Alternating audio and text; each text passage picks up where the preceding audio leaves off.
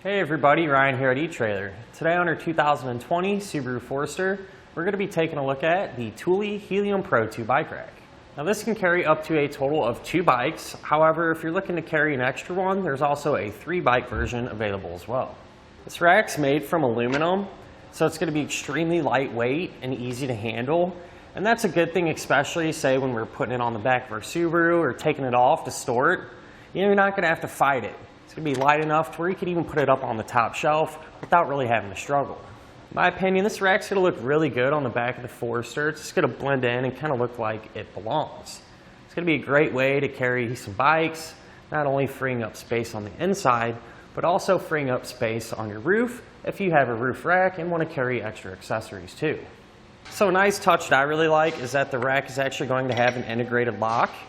That way, when you got your bikes on here, you can loop it over them and clip it into the arm.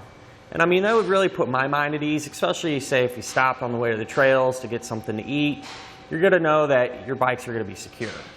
The bike is going to be held down on the rack at 3 different points. We're going to have 2 straps here along the top tube and a strap right here. Now this is actually an anti-sway strap. What that's going to do is help prevent side-to-side movement. That way you don't have to worry about your bikes touching when you're driving down the road.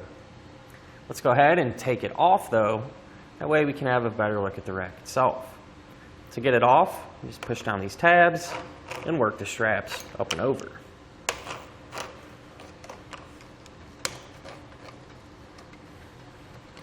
And since these arms are relatively narrow compared to some of the other ones, it's going to be really easy to pull it off. You're not going to kind of have to work it off. Simply just slide it right out.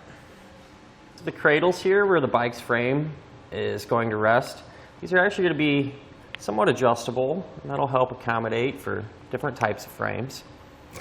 And there's also going to be some grooves, and that'll let your cables pass through. That way you don't have to worry about smashing them. And they're going to be made from a soft rubber material. You're going to have that same material on the bottom of the strap. That way we don't have to worry about our bike's paint getting all scratched up. And I do recommend whenever we're not using the rack, just put these straps back. That way we don't have to worry about losing them.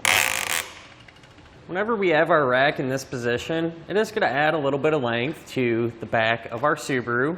And by exactly how much, from the hatch to the end of the rack, it's just about 33 inches. So although it's not a ton of extra length, it is something to keep in mind whenever you're pulling into your garage or even a tight parking spot. Now, if this position does give you a little bit of trouble when trying to get into those places, you can actually fold the arms down.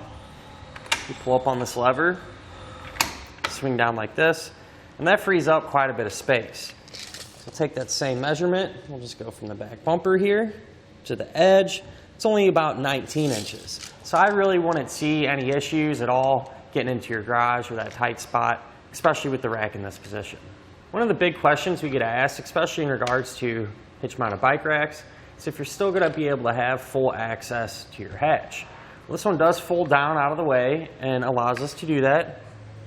You're going to have a lever. If you pull up on it, it'll swing down, and that'll give us more than enough room to get just about anything in and out of the back of our Subaru.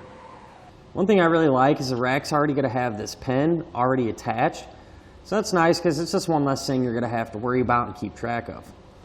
The rack is going to work with 2-inch by 2-inch hitches like we have here today, but it's also going to work with those 1.25-inch hitches, so you're going to have a little bit of versatility there.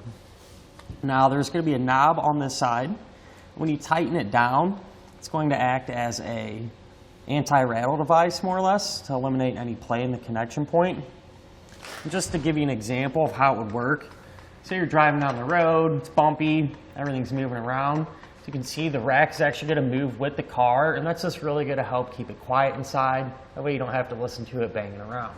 So overall, a really lightweight, compact rack. It's not going to take up a lot of space and look really good on the back of your Forester. Here on our test course, we'll start by going through the slalom. This is going to show us the side-to-side action. This simulates turning corners or evasively maneuvering. Once we get to the alternating speed bumps, we'll see the twisting action. This will simulate hitting a curb or pothole or driving over uneven pavement.